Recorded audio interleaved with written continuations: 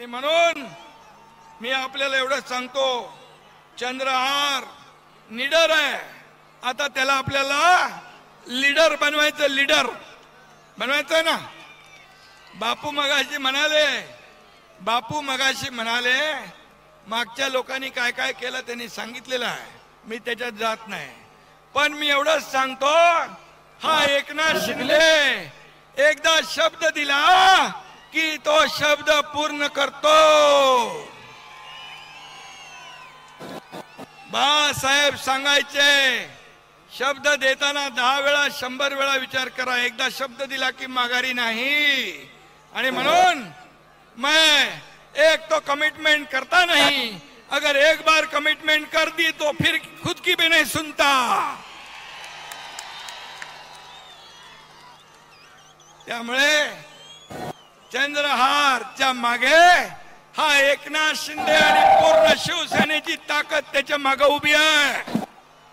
आणि म्हणून मी आपल्याला एवढंच सांगतो, आता खरं तर सकाळी 7 वाजता या स्पर्धांना सुरुवात झालेली आहे। खरं सकाळी 7 वाजल्यापासून प्रेक्षकांचा लोंढा पूर्णपणे या मैदानाच्या दिशेने आहे। आता जवळजवळ सकाळपासून जी गर्दी होती त्यात वाढ होत चाललेली आहे। जवळ 4 ते 5 लाख बैलगाडा शौकीन असतील, बैलगाडा मालक असतील, या ठिकाणी आता उपस्थित आहेत। आणि खरं 3 वाजता आदरणीय आमचे पक्षप्रमुख एकनाथ शिंदे साहेब इथे उपस्थित राहणार आहेत। त्यांच्या उपस्थितीमध्ये फायनलचा गट सोडण्यात येणार आहे। त्यावेळेस खरं ही गर्दी 7-8 लाखाच्या घरामध्ये जाईल। आणि आज खरं एक ऐतिहासिक मैदान, आम्ही जो खरं उद्देश ठेवून जे मैदान घेतलेलं आहे, उद्देश एकच, गोवन संवर्धन झालं पाहिजे या बैलगाडी शर्यतीच्या माध्यमातून, म्हणून आम्ही स्पर्धा घेतलेल्या होत्या आणि त्या स्पर्धा यशस्वी होताना आज आम्हाला पाहायला मिळते। किती स्पर्धक आलेले आहेत आणि काय काय बक्षीस आहेत? जवळजवळ त्या 3 फेऱ्याच्या मैदानामध्ये 3000 बैलांनी सहभाग घेतलेला आहे।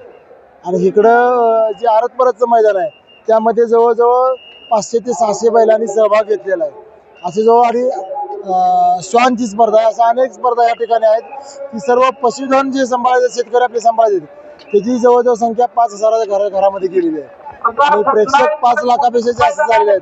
म्हणजे खरं शेतकऱ्यांच्या जिव्हाळ्याचे असणारे विषय, बैलगाडी असेल, कुस्ती असेल किंवा श्वान स्पर्धा आपण, शेतकऱ्यांच्या जिव्हाळ्याचा खरं जो आदर सन्मान केलेला आहे हा शिवसेना पक्षाने केलेला आहे। या मैदानात लाडकी बहिणी यांचा देखील खरं तर आज ह्या बैलगाडी क्षेत्राला 400 वर्षाचा इतिहास आहे।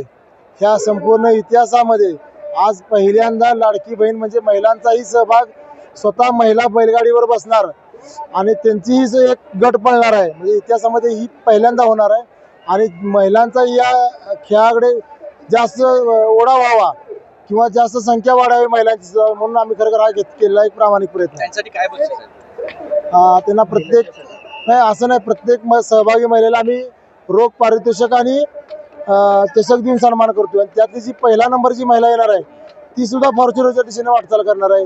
कदाचित एखादी महिला, ती पहिली आलेली महिला सुद्धा आज फॉर्च्युनरची विजेता होऊ शकते।